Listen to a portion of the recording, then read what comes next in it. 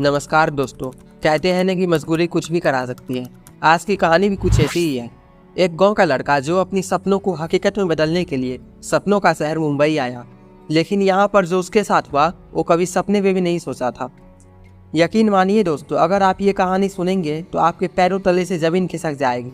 चलिए तो आज की कहानी स्टार्ट करते हैं। मेरा नाम अवधेश शर्मा है। मैं एक राजस्थान के मिडिल क्लास परिवार से हूँ। 4 भाई बहन में सबसे छोटा हूँ, इसलिए अपनी बात मनवा लेता हूँ। मुझे सनी देओल बहुत पसंद थे। दिमाग में यही था कि मुंबई जाकर सनी देओल बनना है। ग्रेजुएशन करने के बाद एक दोस्त के भरोसे मुंबई आ गया। उससे 10 साल से दोस्ती थी। रात का वक्त था। मैं बांद्रा स्टेशन पर उतरा और उसके घर मलाड जाने के लिए ऑटो ले लिया। घर पहुंचने पर उसने मेरी अच्छी खातिरदारी की। उसके बाद पूछने लगा कि भाई ठिकाना कहाँ रहेगा। यह सुनकर मेरे होश उड़ गए। मैंने उससे कहा कि यार मैं तो तुम्हारे ही भरोसे आया था। इस पर उसने कहा कि नहीं, यह मुंबई है मेरी जान, यह कोई किसी को नहीं रखता। रात हो चुकी थी। मुंबई मेरे लिए नया था। पूरी रात मैंने उसके घर के बाहर वाले पार्क में बैठकर बिताई। अगली सुबह एक लड़के ने मुझसे पूछा कि यहाँ ऐसे सामान लेकर क्यों बैठे हो। मैंने उससे पूरी कहानी सुनाई। वह कहने लगा कि तुम मेरे साथ कुछ दिन रह सकते हो, लेकिन पैसे देने होंगे। मेरे पास कोई रास्ता नहीं था, सो मैं उसके घर चला गया। कुछ दिन भटकने के बाद मुझे माता की चौकी टीवी सीरियल में काम मिली। उसमें मेरा काम मुख पर मुखौटा लगाकर खड़े रहना था। घर वालों का दबाव बढ़ रहा था कि तुम तो टीवी पर आ ही नहीं रहे हो। मैंने सोचा कि मैं यह सब करने के लिए मुंबई नहीं आया था। मैं उस घर की खिड़की से अक्सर एक लड़के को देखा करता था। वह कार में बैठता और सुर्खी पाउडर लगाकर सजने संवरने लगा। एक दिन वह सुबह मुझसे दूध की दुकान पर मिल गया। मैंने उससे हाय हेलो किया। धीरे धीरे मेरी उससे बात होने लगी। मैंने उससे हर शाम सजने संवरने का राज पूछा तो उसने बताया कि वह पार्टी में जाता है। उसने उस शाम मुझे भी पार्टी में जाने का न्योता दिया। मैं उसके साथ पार्टी में चलने को राजी हो गया। वहाँ जाकर मैंने देखा कि वो दुनिया हम लोगों की दुनिया से अलग थी। वहाँ लड़के लड़कियाँ, ट्रांसजेंडर, गे, लेस्बियन सब थे। मुझे उस अजीबोगरीब माहौल में घुटन सी हुई। उसके साथ मैं पार्टी में गया। उसने मुझे कहा कि एंजॉय करो। सच पूछो तो मुझे वहाँ बहुत डर लग रहा था। आधी रात के बाद हम दोनों घर आ रहे थे। मैंने उससे कहा कि मुझे काम दिलवा दो। जहाँ तुम मेरे साथ गए थे वो काम पाने का पहली सीढ़ी है यहाँ। कुछ दिन बाद उसने मुझे एक आदमी के पास भेजा। मैं उसके घर गया। वो घर में अकेला था। काम की बात होने के बाद उसने मेरे कंधे पर हाथ फेरना शुरू कर दिया। मुझे बैड टच करने की फीलिंग आने लगी। शायद उसने खाने की चीज़ में मुझे कुछ हल्का नशे जैसा दे दिया था। मुझे पता तो था मेरे साथ क्या हो रहा है, लेकिन मैं उसे रोक नहीं पा रहा था। फिर उसने मेरे साथ वो सब किया जिसे बलात्कार कहते हैं। उस दिन घर आने के बाद 4 दिन तक बंद कमरे में रोता रहा। आत्मग्लानि से भर गया कि यह मैंने क्या कर डाला, मेरे साथ क्या हो गया। नई काम मिलने की पहली सीढ़ी है। वैसे भी काम न होने की वजह से मेरे भूखे मरने की नौबत आ गई थी। घर वापस जाना भी संभव नहीं था। एक दिन उसी आदमी का फोन आया कि मैं उसके घर आ जाऊं। मुझे अब काम चाहिए था, सो उसके घर चला गया। इस दफा हमारे बीच जो भी हुआ वो सहमति से हुआ। उस दिन मैंने वो सब होने के बाद उससे कुछ कॉन्टैक्ट मांगे।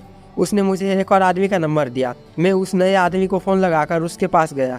वहाँ जाकर पता लगा कि उसे मेरे बारे में पहले से ही पता था।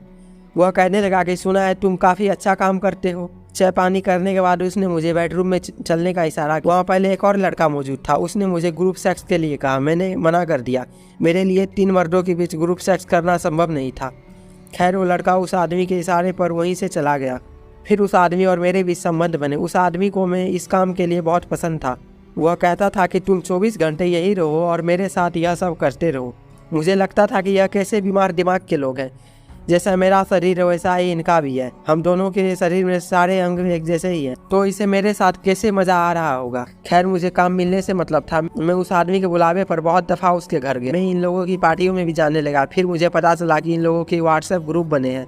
जहाँ भी कोई नया लड़का आता है तो वह लोग उसे नए शिकार के तौर पर लेते हैं। सब लोग उससे संबंध बनाते हैं। इसके बाद कहीं कोई आदमी काम दे देता है तो ठीक है, नहीं तो काम करने के बाद खर्चा पानी मिल जाता है। एक पार्टी में मुझे एक लड़की मिली। धीरे धीरे मुझे उससे दोस्ती भी हो गई। मैंने उसे अपना दर्द बताया कि मैं यह सब करके थक चुका हूँ। उसने मुझे समझाया कि मैं जिस आदमी के पास जाती हूँ उसके इंडस्ट्री में बहुत अच्छे लिंक है। अब इतना हो चुका है तो कम से कम मुझसे कुछ अच्छे लिंक निकलवा। हालांकि मैं इस सब से निकलना चाहता था।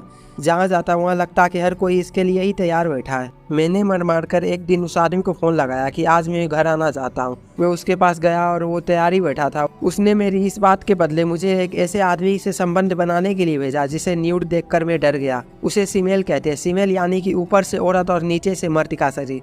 मैंने कभी इस फीमेल के बारे में नहीं सुना था। उस आदमी ने मुझे कई आदमियों के पास संबंध बनाने के लिए भेजा और मैं भी आंख बंद करके इस दलदल में बना रहा। आखिरकार उसे शायद मुझ पर तरस आ गया। उसने मुझे पूछा कि साउथ में काम करोगे? मैंने हाँ कर दी। मुझे लगा कि अच्छा है कि मैं इस दलदल से निकल जाऊँ। मैं साउथ चला। वहाँ एक ड्रेस डिजाइनर मेरा नाप ले रहा था। नाप लेते हुए उसने मेरे कान में धीरे से बोला, सुना है आपकी हर जगह परफॉर्मेंस बढ़िया रहती है। यह सुनकर मैं वो चक्का रह गया। मुझे लगा कि जहाँ जिससे भी काम मांगने जाओ, हर आदमी इस काम के लिए पहले ही बोलता है।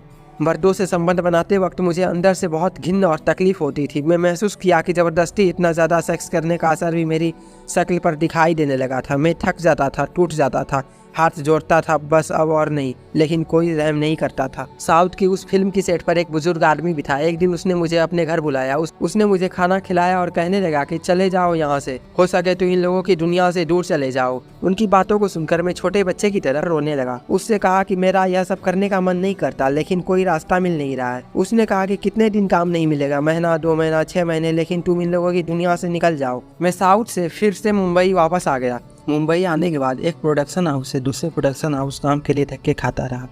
पैसे की तंगी थी। कभी लगता कि इसमें से ही किसी को फ़ोन करूं। नंबर डायल करते करते रुक जाता कि नहीं, अब इस दलदल में नहीं जाना है। एक दिन एक प्रोडक्शन हाउस के बाद मुझे वही आदमी मिला जो मुझे साउथ भेजा था। मुझे देखकर उसने कहा कि अरे तू कहाँ? मैंने कहा मेरी दादी की मौत हो गई थी तो इसलिए मैं दिल्ली चला गया। उसने मुझसे मिलने के लिए कहा। अब पैसे की तंगी गले तक आ गई थी। दिमाग फटने लगा कि अब क्या करूं। इन लोगों के ग्रुप में एक औरत का मसाज पार्लर था। मैंने उस औरत को फ़ोन लगाकर उससे नौकरी मांगी। उसने मुझे कहा कि मुझे रजिस्ट्रेशन के 2500 रुपये जमा करवाने होंगे और 15 दिन की मसाज की ट्रेनिंग लेनी होगी। उसने मुझे बताया कि क्लाइंट के आने पर बाहर लाइन में जाकर खड़े हो जाना। जो तुम्हें चुनेगी तुम उसके साथ केबिन में चले जाना। पहले 4-5 दिन वहाँ 20 औरतें आई, लेकिन किसी ने भी मसाज के लिए मुझे नहीं चुना। करीब 1 हफ्ते बाद एक औरत ने मसाज के लिए मुझे चुना। 38 से 40 साल के बीच उसकी उम्र होगी। मैं उसके साथ अंदर केबिन में चला गया। मसाज करते करते उसने चुम्बन स्टार्ट कर दी। मैं इस पोजीशन में किसी औरत के साथ पहली दफ़ा। सच पूछो तो मुझे भी अच्छा लग रहा था। हम दोनों घंटे एक दूसरे को चूमते रहे। उसने मुझे घर आने के लिए कहा। मेरा उसके घर जाने का 10,000 रुपये तय हुआ। अगले दिन मैं उसके घर गया। वह औरत अमीर थी। उसका पति विदेश में रहता था। उसके आलीशान घर में उसके अलावा उसका एक महंगा कुत्ता भी था। महिला जालीदार नाइटी पहनी हुई थी। मैं बहुत एक्साइटेड था। उसने मुझे खाने के लिए पूछा। मैंने पिज्ज़ा मंगवाया। खाने के बाद उसके साथ पूरी रात उसने बेडरूम में रहा। एक दफ़ा संबंध बनाने के बाद वो मुझे अपनी कार में रात में मरीन ड्राइव और सीलिंग घुमाने ले गई। इतनी रात में मरीन ड्राइव और सीलिंग मैंने पहली दफ़ा उसके साथ ही देखा था। एकदम जंगली की तरह बिहेव कर रहा था कि चकाचौंध देखकर पागल हुआ जा रहा था। रास्ते में मुझे अपनी कहानी सुनाई। उसने बताया कि उसका पति भारत बहुत कम आता है। उसे शक है कि उसने वहाँ दूसरी शादी कर ली है, लेकिन वह उसके लिए पैसे की कोई कमी नहीं छोड़ता। उस औरत के पास इतना पैसा था कि मैं बयां भी नहीं कर सकता। वह मुझे यह सब बताते हुए लगातार रो रही थी। खैर हम भी घर पहुँच गए। उसने अपने लिए एक पैक बनाया और हमने फिर एक दूसरे के साथ बेडरूम में अच्छा वक्त बिताया। सुबह उसने जाते हुए मुझे खुश होकर 10,000 की बजाय 15,000 रुपये दिए। मेरे और उस औरत के बीच 7 महीने तक यह सिलसिला चलता रहा। मैं उसके पास जाता, हम अच्छा वक्त बिताते और वो मुझे पैसे देती। एक दिन उसने अपने घर पे पार्टी रखी, मुझे भी बुला। उसके घर गया। वहाँ करीब 40 साल से लेकर अधेड़ उम्र तक की कई औरतें थी। पार्टी के बाद उस औरत ने मुझे अपने घर रुकने के लिए कहा, लेकिन मैंने मना कर दिया। जाते हुए उसने मुझसे इतना कहा कि इन औरतों में से जो तुम्हें पसंद आए बताना। जाने के बाद मैं अपने काम में बिजी हो गया। मैंने उससे बताया कि मुझे उस दिन पार्टी में आई एक औरत से मिलना है।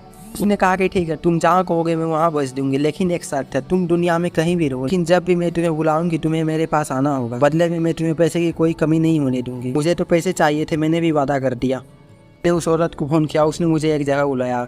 था कि वह कुल 3 औरतें थी। वो ग्रुप सेक्स चाहती थी। तीनों ने जैसा चाहा मेरे शरीर के साथ वैसा किया। बस उस रात मेरे प्राण नहीं निकले। एक दफ़ा तो मैंने हाथ जोड़ लिया। मैं थक कर प्रस्त होकर लेटा रहा। उनका जो मन चाहा हुआ मेरे शरीर को ढेरती रही। सुबह होने पर उन्होंने मुझे 25,000 रुपये दिए। फिर मैंने अपने जमा किए हुए पैसे से नए गांव में एक कमरे का फ्लैट खरीदा। अपने घर पर भी ठीक ठाक पैसे बेचता था। मुझे कई जगह काम मिलने लगा था।